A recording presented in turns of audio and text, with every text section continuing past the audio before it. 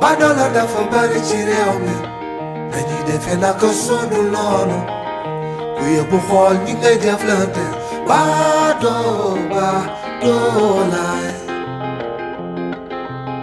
doy ki ma xamal dem di ma weer gis naa ni ñu fi nekkee amuñu jom saa su ne ñu weer leen fekku ne am na ñooñu ne àndandoo daal dafay jóob seen seen téye ma xoolal ma ngay dem fa muy dem fekk ji ay nit wuti fa laat wuti lu ñu xam te lu ñu xam nag yëpp foom leen ne badoola du badoola yow doo ma xamal dem di ma wee badoola du badoola kenn doo ma xamal dem di ma weer seet badoola du badoola yow baba karajo moom ma wee kii kala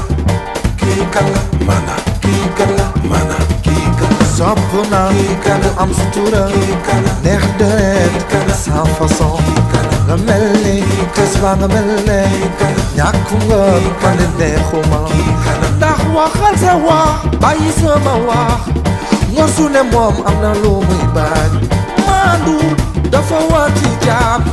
nit ku ne moom am na lu ne weñ bàyyi jëw bàyyi nettali ngor su ne moom am na lu muy bañ badola dafa bari ci réew mi dañuy defe naka sudul noonu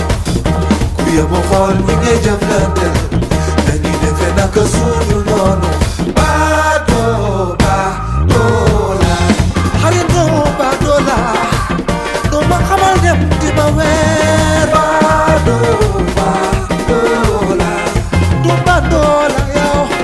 bàyyi doo ma xamal dem di ma weer bu neexee nga ñëw bu naqaree nga dem sa yoon bëgg naa ne ku am sutura gëm yàlla ànd ku seeseen ba mel ni moom lu ñu dàkkaale sa metti sama naqar ñu bokk ko loolu lay war bëgguma baadoola fekk mu ngi naqarlu xol ba du neex ndax ni muy dundee du day lu lépp lu mu am moomu ko bëgguma yëfi baadoola ku dul baadoola day jàpp ñaamuram doo ko fekk doo ko dégg fuñ koy lam-lame day bari kersa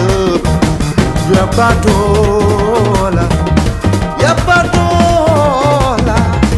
ya baadoola ya baadoola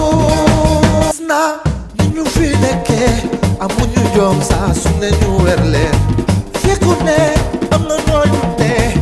àndandoo daal dafay jóob seen dañuy sant yàlla bu baax julli ci yonent bi sallallahu alayhi wa sallam sant suñu ay wéjur 13 lycée ñu tànn ci kenn loolu ndogalu sans borom la gënu fee xereñ gënu fee baax gënu fee mën waaye boo moytul appam dafa jot sans borom ne bis sàngam diw sàngam danaa ko tànn pour ñu defal ko nàngam ñun noonu lañ ko jàppe avec philosophie académie dafa yaatu buñ la ci tànnee fierté la honneur la waaye ñaax la ci ñiñ tànnul waaye ñaax la ci yow miñ tànn maanaam fa nga teg sa tànk na gën a dëgër lépp loo mën ci jàppale sam réew jaarale ko ci xale yi nga gën cee nekk jaare fa dem retraite un enseignant n'est jamais à la retraite il est toujours en retrait dinañ ko soxlawaat même bu dul ci wàllum lycée ba mais dinañ ko soxlawaat feneen à un certain moment dafa nekkoon fi élèves yi nekk mu am ñu doon sotti ci moom tey moom mooy sotti ci élèves yi bu nekkee en retraite day continuer rek jàngalekat moom du ni mag ñi wax du à la traité day nekk en retrait kon yàlla na ko jikk te yàlla na ci dal ak jàmm ak njaboot tamit yàlla nañ ci gis seen bopp topp ci seen tànk wéjur ndax seen wéjur ku dégg ndigal la di ko ñaanal yàlla yàlla aar ko sàmm ko yéen it sama borom aar leen sàmm leen yéen ñi nga xam ne yéenay fësal kàddu nit ñi ba jotale ko foo xam ne ñun suñu jëmm yi àggu fa yéen it yal na sama borom dëggal seen taxawaay parce que jàngalekat kenn mënu koo fay man xam naa ci dara parce que jàngalekat laa donc jàngalekat kenn mënu koo fay parfois dañ naan c'est un métier ingrat dama naan déedéet c'est un métier très noble ñu naan dafa ingrat dañoo xamul mais yal na ko yàlla aar sàmm ko ki koy wuutu yal na ko sama borom defal tawféex ba fa Pape tegoon tànkam mu def ci lu kawe njortam waaw loolu daal ñu ngi koy ñaan di ñaanal kilifa yi ñi ko tànn it ñu ngi leen di ñaanal sama borom tawféexal leen bu baax defal leen mucc defal leen yokk te sama borom def jàmm ak ndam ci Sénégal surtout ci njàng meeg njàngale mi. boo xam ne aussi xaw nañu yàgg laay wax parce que depuis 1970 ñu ngi ànd man ak moom. Nous avons fait l'école primaire ensemble, le lycée Abdoulaye Sadji ensemble et jusqu'à aujourd'hui ñu ngi ànd dëgg yàlla on fait tout ensemble. li ma mën a wax si moom lu gàtt lay doon mooy nit ku baax la waaw nit ku baax nit ku yaru nit ku neex a àndal wax dëgg yàlla wax sa waay day xaw a jafe mais daal lu ma ko mën a seedeel te yàlla rek moo tax may wax nit ku baax la nit ku réceptif ku bëgg mbokk mais aussi ku bëgg doomu aadama lu ma koy wax bis bu nekk rek day ma koy tooñ naan ko proviseurs yi nag moom dafa doy waar parce que souvent gars yi dañu naan proviseurs yi bi ñuy waaj a dem retraite dañuy yóbbu xaalis bi mais xam naa ne moom du yóbbu dërëmu kenn du yóbbu fitinu kenn au contraire je peux témoigner que ne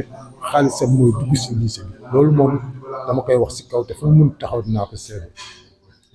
grosso modo daal bon nit ku baax daal laay am man xam naa ne suma xarit moom nit ku baax la man ak moom dañuy ànd mais dama koy wax souvent que ne yow yaa ma gën xol parce que aussi il est tellement bon si doomu aadama kay nekk jiit boo xam ne da nga réceptif et loolu aussi mi ngi si moom dëgg yàlla seede te yàlla rek tax aussi parce que ànd bu yàggee rek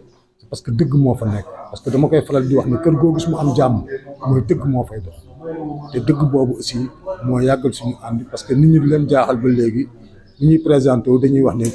1970 ba léegi ñu ngi ànd et c'est vrai te grande sœur bi ñëwee dina ko gën a seede waaw grosso modo daal ñu xam ne mooy loolu daal wax sa waay daal yombul daal et puis ba jaar nga comprendre loolu il y a aussi mu xam ne am na élément boo xam ne aussi c'est un élément intègre c'est très important nit ku baax ku yéwén koo xam ne aussi alalam du ko boole doomu aadama et puis toujours il cherche à aller de l'avant loolu aussi dafa am solo si doomu aadama surtout dans le milieu enseignement loolu dafa nekk loo xam ne man je suis prêt à témoigner ça n'importe où et n'importe quand lépp lu muy def aussi bon dara du mu si umpa wax dëgg yàlla parce que nous avons cheminé ensemble et jusqu'à présent ñu ngi si ko jërëjëf suma gars yàlla na yàlla xeeb dolli defal ko tawfiq aussi ci barke yaa Rasulullah merci beaucoup monsieur Badiane. waaw laaj nga ma laaj bu ma neex surtout ci ki nga ma ko laaj Samba Diop damay commencer ca commencement mu nekk ku am jom te mu teel a am jom maa ngi fàttaliku bi muy def C2 boobu sama papa mi ngi Mauritanie dafa daan dem vacances bu demee vacances dafay liggéey day pointé bu pointé lépp luñ ko ci fay bu ñëwee ci lay jënd ay fourniture am pour école bu ubbee ci lay jënd bagage am boobu la gëj sama yaay wala sama papa di ko jox bu école ubbee ni ko jëndal kaye wala jëndal bic wala jëndal yére mu yor boppam am jom lool di dem ba bi mu nekkee lycée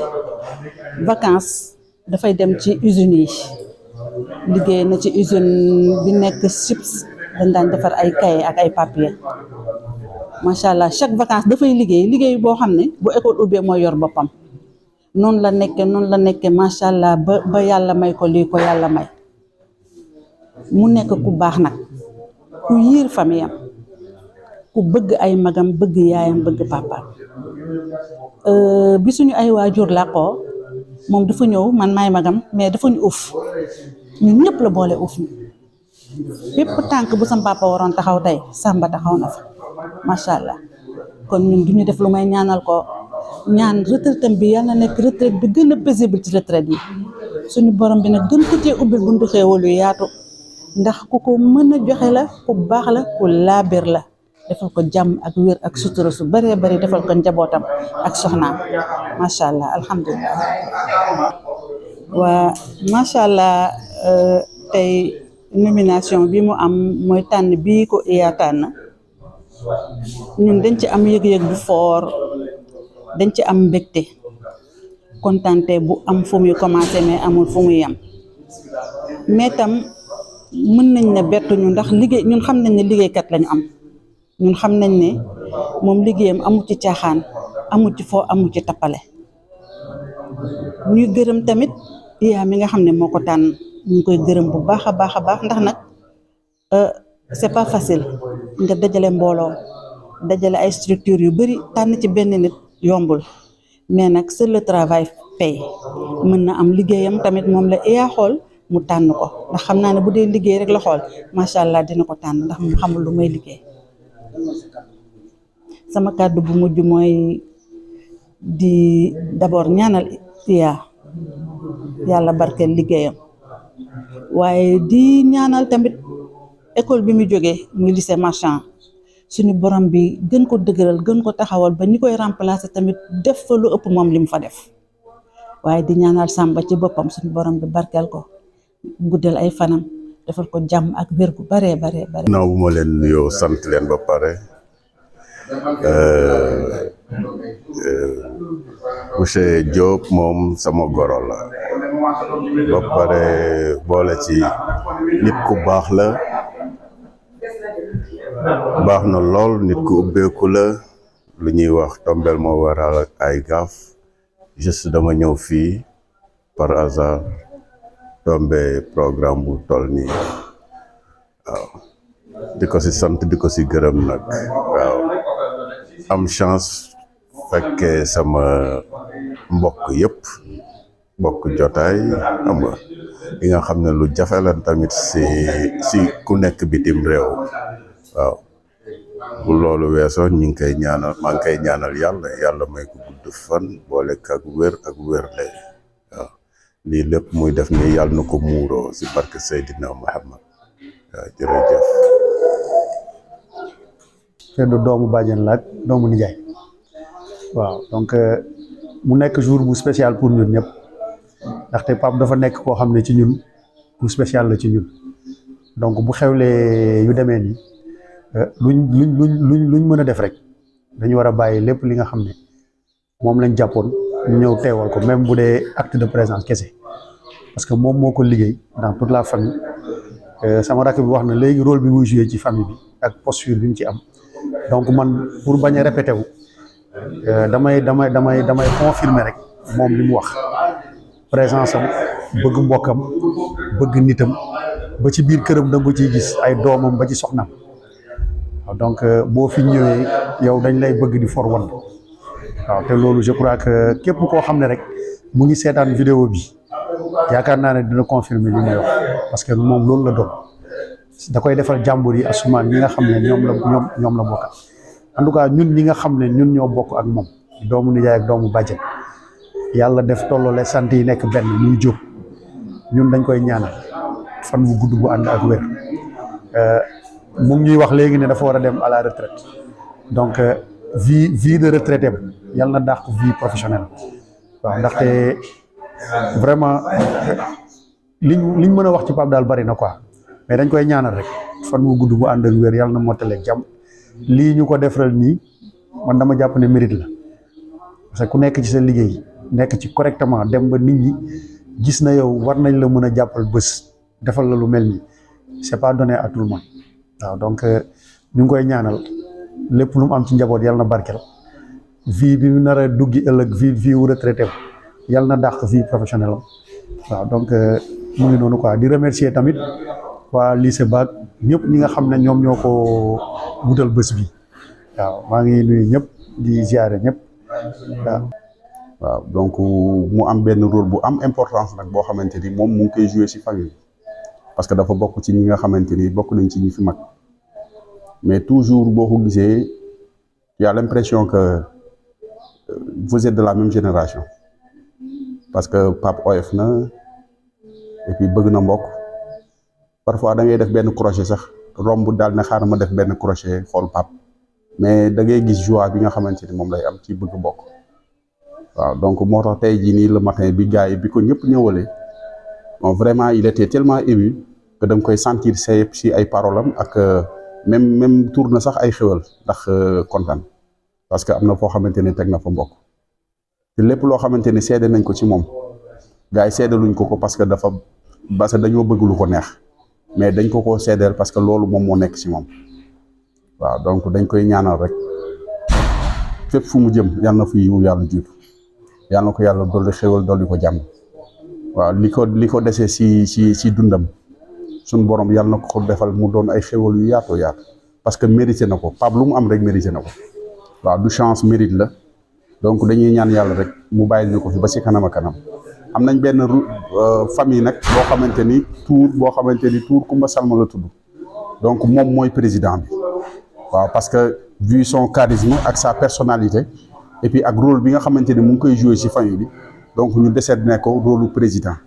mais terewul lépp loo xamante ni rek lu war a doxal mbir yi la toujours président mu ngi ci waaw yal na ko yàlla defal jàmm defal ko sutura xam naa peut-être li ñu mën a témoigner ci moom lépp peut-être du fi xaj waaw ñu tënkee ko noonu rek waaw te ji ñaan yàlla suñu borom subhanahu wa taala lépp luñ ko defal rek yàlla na yàlla def mu doon li gën ci moom waaw te li des yàlla na ko yàlla barkeel. Madame l'inspectrice d'académie de Rufisque, chers proviseurs ici présents avec moi, je veux citer le proviseur André Sarr du lycée Sangalkam, le proviseur Karamoro Diop du lycée Abdoulaye Sadji, Madame la censeur du lycée Camp Marchand, qui viennent m'accompagner en tant que délégation de l'ACES, Association des chefs d'établissement département de Rufisque. C'est avec un grand plaisir que nous sommes là aujourd'hui, accompagnés, n'est-ce pas, notre doyen, le doyen Samba Diop, un homme d'une grande dimension. C'est avec beaucoup de fierté que nous avons reçu la bonne nouvelle consistant à en faire le parrain de cette journée. Choix judicieux porté sur un homme d'une grande dimension. Et c'est un choix qui vient à son heure quand on sait que le doyen Samba Diop a déjà rempli sa mission. Le doyen Samba Diop va nous quitter pour une retraite paisible. Je le dis avec un grand pincement au cœur, dans la mesure où c'est avec émotion que nous en parlons. Et je crois que l'ACES va beaucoup regretter ce monument du système éducatif, ce monument du management des établissements et des lycées. En tout cas, je vais beaucoup vous regretter, doyen Samba Diop, compte tenu des liens privilégiés, des liens très profonds que nous avons eu à tisser, ne serait-ce que ce laps de temps que nous avons passé ensemble. Mais je ne cesserai jamais de m'abreuver à vos conseils, de m'abreuver également à vos suggestions. Vous ne cessez de m'encourager pour la coordination. Et ça, cela montre que vous êtes un homme bon, un homme généreux, mais également et surtout un homme d'une grande dimension. Doyen, c'est avec beaucoup de fierté que nous avons reçu cette nouvelle du parrainage de ce jour, parce que vous le méritez et vous méritez autre chose que ça. Bien entendu, recevez avec nous toute la gratitude, mais également toute la fierté de l'ACES. Mais par la même occasion, nous remercions Madame l'inspectrice qui a bien voulu porter son choix sur le doyen Samba Diop. Elle ne s'est pas trompée. C'est un homme d'une grande envergure, d'une dimension exceptionnelle. Et c'est la raison pour laquelle la journée d'aujourd'hui témoigne de tout le bien véritablement qu'on a pensé de lui et qui véritablement s'articule comme on le voudrait aujourd'hui. En tout état de cause, c'était ces mots que je voudrais véritablement partager avec tout le monde, qui sont les mots de gratitude, des mots également de fierté, des mots également de remerciement à l'endroit de l'autorité académique, mais également et surtout des prières pour le doyen Samba Diop. Cette organisation rentre dans le cadre des activités sportives de la Fédération sénégalaise du sport scolaire, par ricochet au niveau de la Ligue académique du sport scolaire de Rufisque. Donc ce sont des activités sportives qui sont en tout cas logées dans les activités, comme je l'ai dit tout à l'heure, au niveau des académies. Mais en amont, il y avait déjà les compétitions au niveau des districts. Et ici, c'est l'aboutissement un peu des champions qui ont été en tout cas désignés au niveau des districts, qui aujourd'hui concourent pour être désignés comme champions académiques. Les compétitions se déroulent dans de très bonnes conditions. Nous sommes très satisfaits du déroulement en tout cas des activités, des compétitions, parce qu'effectivement, nous avons assisté aujourd'hui à 54 compétiteurs qui aujourd'hui concourent de la catégorie poussine à la catégorie senior, pour véritablement, comme je l'ai dit tout à l'heure, désigner les champions académiques qui éventuellement représenteront l'académie au niveau national. Ah oui, ça rentre un peu dans ce cadre-là, parce qu'aujourd'hui, ça nous permet de détecter des enfants qui peut-être représenteront le Sénégal au niveau des JOJ de 2026. Nous sommes assez confiants parce que Rufisque regorge effectivement de talent en gymnastique. D'ailleurs, l'année dernière, au niveau du FENSCO, nous avons en tout cas pris toutes les médailles d'or de la catégorie minime à la catégorie senior. C'est une très grande fierté et c'est un honneur d'avoir fierté parce que le choix qui est fait sur ma personne, ma modeste personne, mais fierté aussi pour la discipline pour laquelle j'ai été invité, à savoir la gymnastique. J'aime le sport, particulièrement le sport individuel, et pour dire vrai, j'aime la gymnastique. Ils nous ont séduits, ils nous ont fascinés. Ça a été un véritable spectacle, hein, et on n'en a pas encore fini. Ça, en tout cas, nous ne pouvons ne pas manquer de saluer le travail extrêmement important que font les profs de PS. Donc, dans le cadre de l'encadrement de ces enfants-là, nous avons des potentialités énormes qu'il faut valoriser. Et ça va de pair avec l'éducation. Le sport et l'éducation vont de pair. Et donc, nous avons bon espoir. Ça les occupe, ça les donne de la forme et ça leur permet d'avoir un esprit beaucoup plus ouvert de compétitivité. Oui, bon, en résumé, c'est continuer de travailler. Moi, dans mon lycée, le club gym est en permanence. Dès que je quitte jusqu'à 18h, 19h, ils sont là-bas, ils sont en train de faire un travail extraordinaire. Alors tout ce que nous pouvons leur dire, c'est de doubler d'efforts et de mettre ensemble aussi bien le sport que l'éducation. Parce que c'est deux choses qui sont totalement liées et il est difficile de séparer. Donc nous les encourageons à continuer de travailler, à travailler dans ce sens, toujours en rapport dans la discipline avec leurs encadreurs et professeurs. Voilà. ci sama loxo lañ ko teg pour ma mun ko organiser ci zone bi nga xamante ne Sangalkam, Diamniadio ak Rufisque commune ñu dajaloo pour ñu en tout cas ñu compétir pour ñu mun a am ay représentants yi nga xamante ne phase académique ñoom ñoo ko gagné. compétition yi amal ko ci école bi mu ngi baax parce que dañuy permettre xale yi après ay heure liggéey ci ay salle de classe ñu permettre leen ñu mën a tàggat yaram. ñu mën a exprimer wu ñu mën a épanouir en tout cas loolu lañ jublu mais en réalité sport bi dañ ko jagle pour ñu transmettre xale yi ay valeurs yu baax ay xale yi nga xamante ne dañuy mën a compter ci ñoom pour ëllëg développement Sénégal parce que boo nekkul citoyen bu baax boo amul ay valeurs yu baax kenn mënul compter ci yow te école c'est le seul grenier bi nga xamante ne yaakaar naa ni xale yi ndaw yi fa lañ nekk te buñ soo amee ay xale yu baax ñu tàggat leen yar yu baax société bi dina nekk société bu baax. donc jeux olympiques de la jeunesse yi comme nuñ ko tuddee rek ay xale ñoo ci war a tàggat kon xale yooyu fan lañ leen mën a amee ci école yi lañ leen mën a amee kon buñ nekkee ci école yi day fekk ñun bu ñu mën a organiser activités yi rek c'est pour permettre Sénégal ñu am ay xale yu nga xamante ne seen âge baax na waaye seen xarañte baax na pour ñu mën a représenter dëkk bi. Contente-toi parce que c'est du spectacle. Bon, d'abord ça fait plaisir, tu les vois performants, donc li ma gis ci ñoom mooy wax dëgg yàlla sama xol sedd na. Bon, au-delà du parrainage, bon, je me suis diverti à les regardant vraiment ñu leen di xool ñuy def yu rafet yi quoi. Donc voilà, lu rafet lañ fi def donc ñun duñ def di leen encourager pour ñu góorgóorlu ci yoon boobu en rapport effectivement ak seeni encadreurs. Voilà, ils sont à leur côté donc nañ gën a góorgóorlu parce que plus ñu góorgóorlu rek plus ils vont aller vers ñu dem ci kanam yàlla yéegi ñu dem ci kanam bu baax a baax a baax. bien sûr le sport de kenn mënu ko séparer ak jàng on dit un corps sain dans un esprit sain dans un corps sain donc sport étude c'est totalement lié xëj na fii Sénégal sax moo def mais dans certains pays dans le monde bon kenn mënu leen séparer benn la sport ak jàng moom ñoo ànd voilà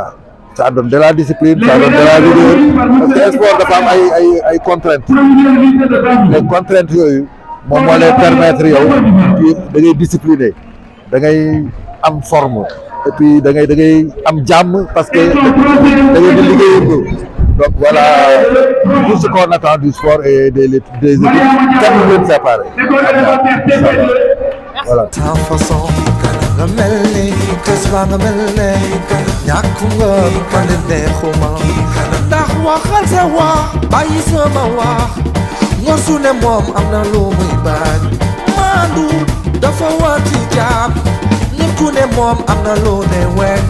bàyyi jëw bàyyi nettali nga su ne moom am na lu muy bañ badoola dafa bari ci réew mi dañuy defe naka suudu noonu ku yóbbu xool ñi ngay jëflante dañuy defe naka suudu noonu badoola xaritoo badoola doo ma xamal dem di ma weer badoola du badoola yow bàyyi doo ma xamal dem di ma weer badoola bu neexee nga ñëw bu naqaree nga dem sa yoon bëgg na ne ku am sutura gëm yàlla ànd ku seeseen ba mel ni moom lu ñu dàkkaale sa metti sama naqar ñu bokk ko loolu lay wër bëgguma badoola fekk mu ngi naqarlu xol ba du neex ndax nu muy dundee du day lu jëlee bu lu mu am moomu ko bëgguma yëfi badoola budul badoola day jàpp ñaamuram doo ko fekk doo ko dégg fuñ koy lam-lame day bari kersa ya badoola ya badoola ya badoola ya badoola